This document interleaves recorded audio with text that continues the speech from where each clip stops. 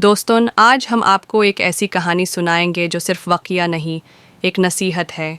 एक खूबसूरत और शाही लड़की, हारून रशीद की बेटी, लेकिन उसके दिल में था फ़ख्र, तकब्बुर।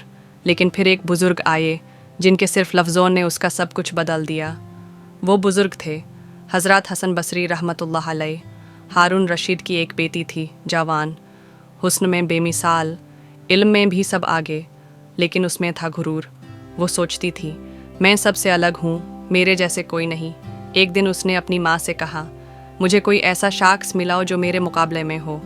उसकी माँ बोली, एक शख्स है जिसका नाम है हसन बसरी, वो दुनिया के लिए नहीं, अल्लाह के लिए जीता है। लड़की ने कहा, उन्हें बुलाया जाए, मैं उनसे मिलना चाहती हूँ।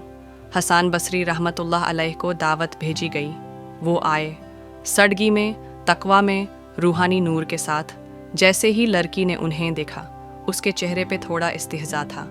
उसने कहा, आप बुज़ुर्ग हैं, लेकिन मेरी शान के लायक नहीं।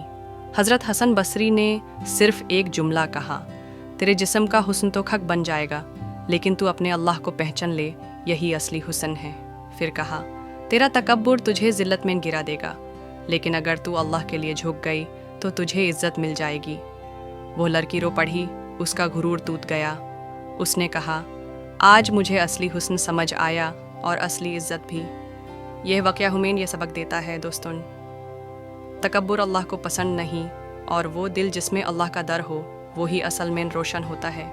आज भी अगर हम चाहते हैं कि अल्लाह हमें इज़्ज़त दे, तो हमें अपने अंदर के तकब्बुर को तोड़ना होगा।